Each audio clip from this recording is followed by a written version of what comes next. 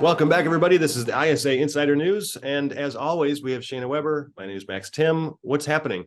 What's going on in your world, Shayna? You had a wild weekend. Yeah, I did too many things this weekend. And then my kid won Student of the Month this morning. So amazing.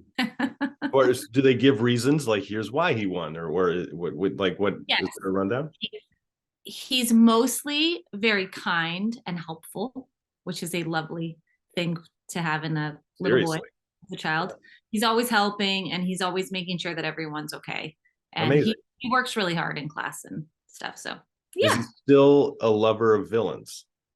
He does love the bad guys, yes, for sure. It's interesting. So he must just be really curious about them because he knows deep down, I'm a good person, but they're not. So that's weird.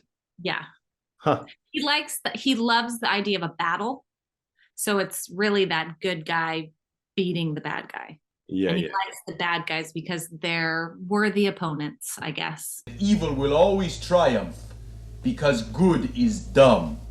I mean, he thinks he's superhuman. He thinks he has, like, you know, all little kids do, endless amounts of strength and multiple lives. I'm going to like teacher mode really quick for all the screenwriters listening. I think that's a really important question. Is my opponent worthy to be up against my main character and vice versa? Is there a match here, and for what reason? Start listing all of those reasons. Why is my opponent worthy to be in this story?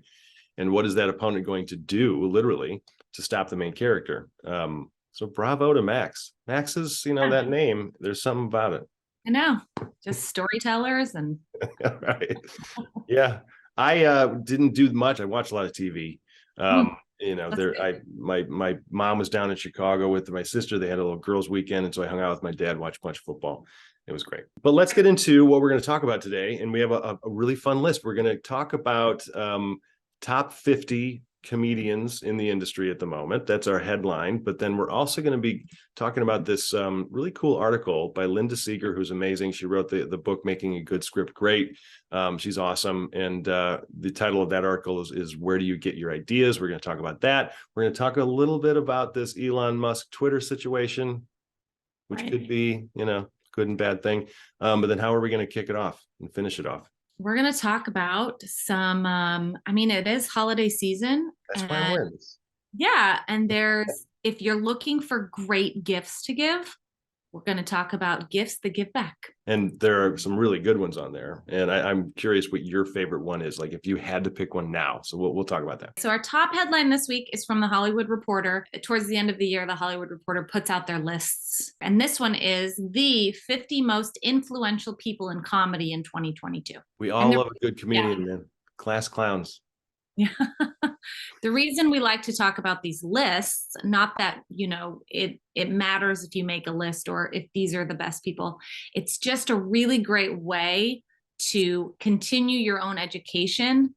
And in my opinion, knowledge is power.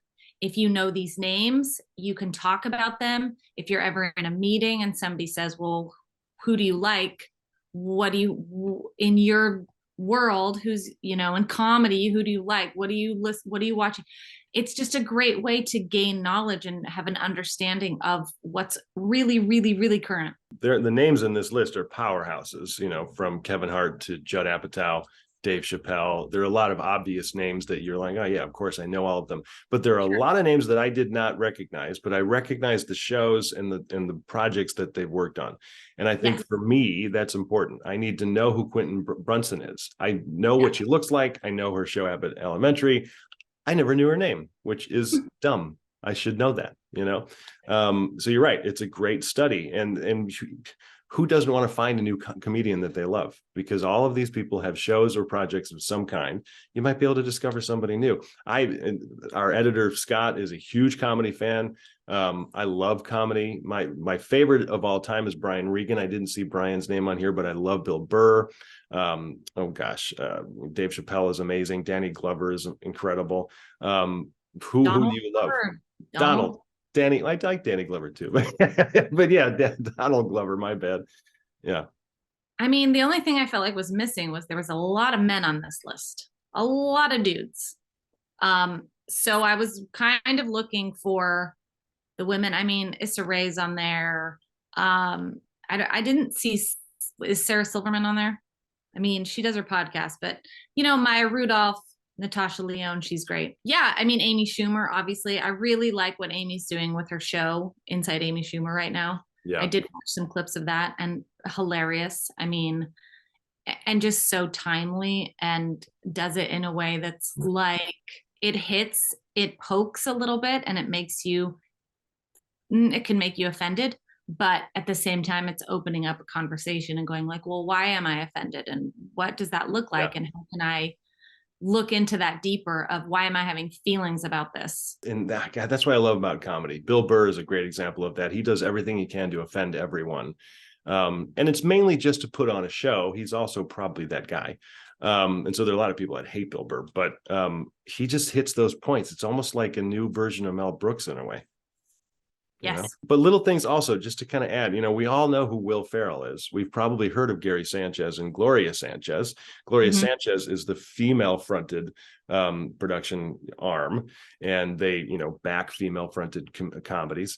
And Jessica Albaum is as much or even more important to that outfit as Will Ferrell. And so it's these names that we need to be recognizing and aware of. Yes. And at the very end, there's a great group called the Gatekeepers, which is like, hey, you should know these names because these aren't necessarily people that you're going to see on stage, but these are the people that are behind all of these huge comics. Yeah.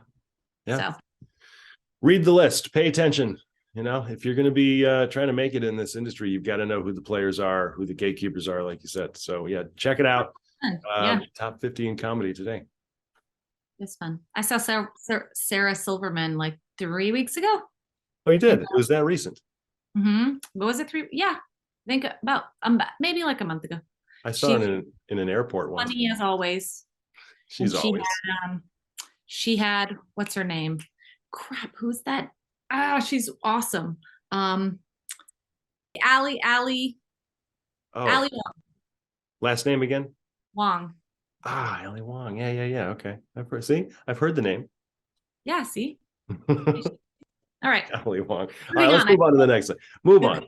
It's all, you got it. You remember. That's all that matters. This week in ISA Insider, what are we talking about? We pulled this article up on the main Insider page, and it is where do you get your ideas? It's from Linda Seeger, and it's a pretty straightforward kind of basic article, but Linda is the author of Making a Good Script Great and 8 other books on screenwriting, and it's just another great way to refresh yourself on having ideas, having a file, having a notebook with you, having, if you still get newspapers, like printing out things that you see and keeping them, because I can't tell you how many times I've had what I feel like is a good idea and I forget about it because I don't write it down. And so my writing partner is great because whenever we talk about stuff, she has like a thing on her phone, a notes thing, and she's like, no, I'm writing it down because we'll forget. And then we go back to it and we're like, when did we come up with that? But it's like, you got to be an idea generator because you never know. I was just going to say that. And not only do we have to be that, we have to always be in that mode, or at least aware that we should be. That's, I think, my detriment. I bet I see new story ideas all the time, every day. I'm just not in the mode of, oh, that could be something. And I think the best part of the article that Linda states here is that ideas that begin a script don't have to be stories. They might be the character that you see at the airport, an image that references or represents a theme, like a horse represents freedom. It could be a situation that you remember from your past, and maybe you use that situation to connect it with something else. So they don't have to be full stories. It could be anything, and then a full list of those things suddenly turn into a story, or you could use pieces of it. A lot of my ideas come from having conversations with my kid, who is all about the what ifs. What if a giant tsunami wave came over to, like, what would we do? It's like those kinds of things that just get your mind. Yeah. Like, what would we do? Oh, that's what's so great about having little kids around, man. Their brain is in build mode. What if every cat was a zombie? Like, what would, I don't know. I don't know. What would be that? That'd be crazy. That sounds like a Neil Gaiman graphic novel. Zombie cats. So check it out. Linda Seeger's awesome. It's a really easy article to read. It's just good to stay in this mode. And Linda Seeger is a name that you should know, plus we got a whole bunch of other articles on ISA Insider. The ISA Insider is even easier to use now on our new website. So check it out. You said you haven't watched anything. You didn't watch anything new. So that moving on to the next segment. What are we watching? Let's be honest. I watched some trash TV. Okay. But I didn't watch anything that I feel like it's worthy of talking about. I mean, I'm not going to talk about the Real Housewives of Beverly Hills. You watch Real Housewives? I do. I mean, that season's over, but yeah, I do. Okay. All right. Whatever. To each their own. Sometimes at night when I need to just completely tune out, I turn on a Bravo and it's just like, Yeah. I do that with Discovery Channel. I watch Josh Gates, or I watch some, ghost paranormal investigation thing that's just, silly and stupid. It I watch actually makes me. Or I watch Food Network, some cooking competition thing. I like the bake off show. That's fun. We got to unwind somehow. We can't be in creative mode 24 hours a day. Our brain needs to relax so that it can re-up into that creative mode. I did, however, because so many people, including you, told me how good Reboot is. I watched the whole first season, and it was just fantastic. Right. In every single freaking way. Yeah. And it's such a good example of the new half-hour comedies where it is situational. It's set up in terms of the little storylines that we're going to experience in that episode as just straight situational, but then it's highly serialized at the same time. And those characters actually do grow and change. Like the relationship between the father and daughter, the co-showrunners, was just so great. I mean, see, he's a comedian and I'm forgetting his name. Paul Reiser? Yes. Oh my God. Sorry. Paul Reiser. He's classic. The way his character is at the beginning of that show, you're like, no, he's not going to change. He's a total asshole. Yeah. And he still is kind of a total asshole at the end, but he's extended himself. He's opening himself up a little bit. And he's teaching his daughter how to work through the industry, and she's going to do it on her own terms. I mean, it's awesome. It's really, and even Johnny Knoxville is great. Everybody. It's great. I already had a huge crush on Judy Greer. Now I'm like, I love Judy Greer so much. She's just perfect. Anyway, check out Reboot. It's really easy to watch. It's like candy, I just love it. But then I watched a movie last night that I had read some kind of vague review, and it has Sam Rockwell, Saoirse Ronan, a whole bunch of other actors that you've seen before, and they're all really good. It takes place in 1953 London, and it's called See How They Run. And it's this really fun idea. It's like a murder mystery, but Agatha Christie wrote The Mousetrap is the name of the long, very, very long running theatrical show. And she put it into the contract that a movie cannot be made based on this until I think it was like 6 or 8 months after the final run of the show on in the theater, and it's never ended. And so nobody's been able to make a movie out of this. So what they did was made a movie about that we can't end the show. And so they're not telling the story of the mousetrap, but they're actually having a murder happen during the production of it. And so it was just a neat little way to get around the legal elements of it. And Sam Rockwell and Saoirse Ronan are just amazing. And I watched it on HBO Max. So you can check it out. It's fun. Interesting. Yeah. And then other than that, a lot of football. I hung out with my dad. I'm a Notre Dame fan.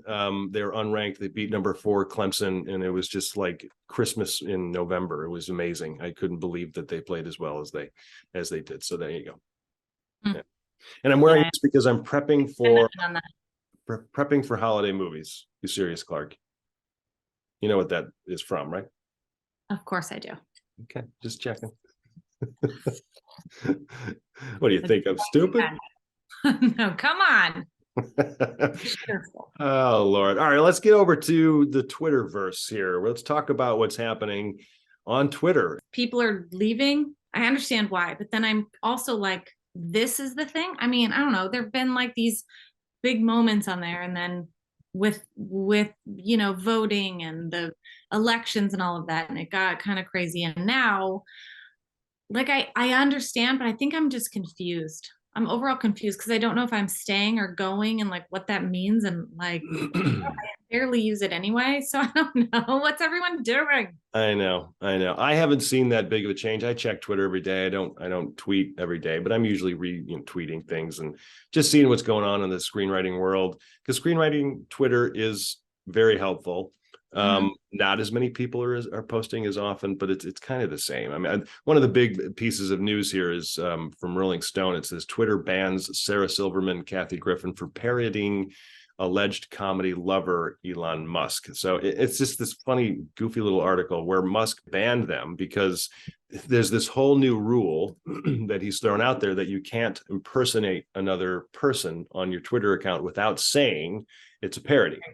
And so immediately these comedians impersonated Elon Musk and started tweeting things like, what did Sarah Silverman say? Oh God, she said, I am a freedom of speech absolutist, and I eat duty for breakfast every day. This is Sarah Silverman. It's obvious that it's her, but nonetheless, she's posing as him, and so your account has been locked. And it's just, I think people are just annoyed by Elon Musk. He's kind of a naturally annoying person. Yeah, and he's telling everybody, he's kind of bringing it to a level of like total control, and that's scary. Yeah, it's weird because he's this big freedom of speech person, and yet he's putting more control over it. It's just kind of a contradiction. I don't know. I'm not really following it that much, but we are curious what you all think just about Twitter in general. How often do you use it? What do you think about this Elon Musk takeover? Let us know in the comments. Do a shout out on Twitter. Network ISA, and let us know.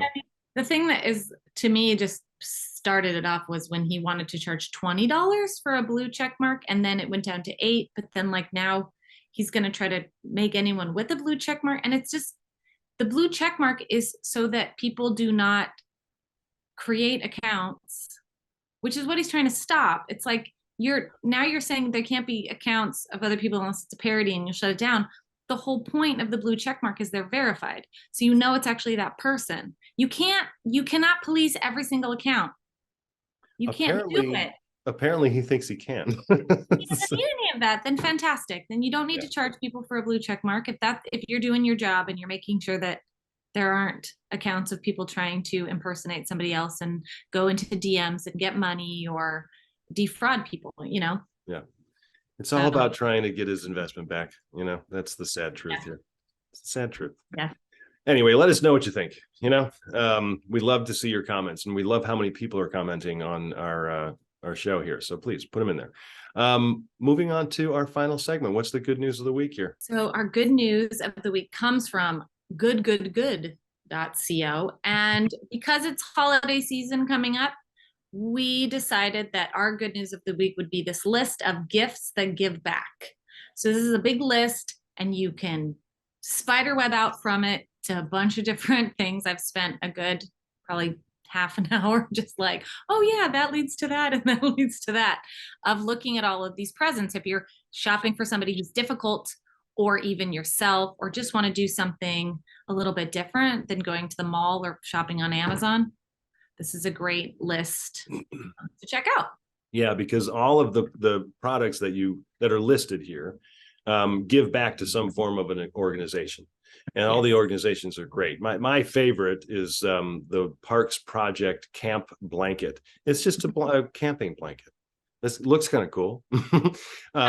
But a purchase, whether it's a beanie, National Parks calendar or a sweatshirt, doesn't have to be the blanket, invests in advocacy and education, habitat and wildlife, reforestation, visitor programs, and youth initiatives. And if I do win the $2 billion Powerball, I gotta get a ticket. Yeah, we got to get a ticket. I would probably put most of this money into some form of the National Parks Initiative, because I think they're so important, and it helps everybody. It helps the planet. It just feels like an all-encompassing kind of donation. But what was your favorite one? Well, I love the shoes that supports reforestation in the Brazilian rainforest. I love that one.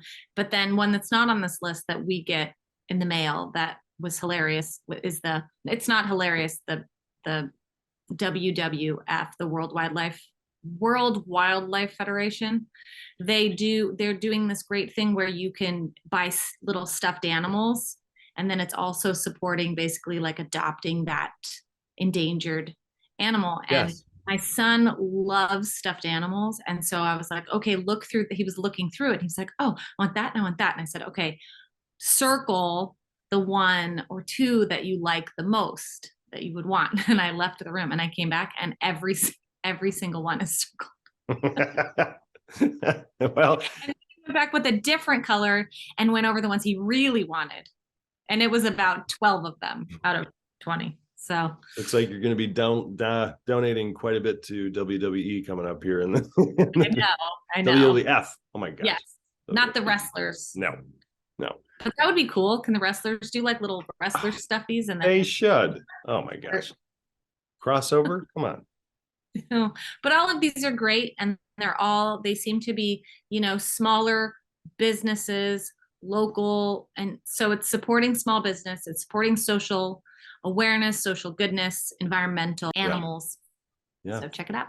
So let's get into that gear of holiday shopping. It's coming down. Well, I think we have like 7 Sundays or something. I mean, it's ridiculous to think we have 7 weekends until the Christmas holiday. And I don't know when the Jewish holiday lands, but sometimes it's before or after Christmas, but you might even have less time to find gifts or rebuild. So get in on it. This is a great list. Let us know what you want for holiday gift, and we probably won't get it for you, but we will wish that someone else does. We can share out into the universe. We will spread it. Yeah. All right, everybody. Shana, as always, it's fun. We'll be back next week, and we'll see you soon, right? Maybe. See you next week.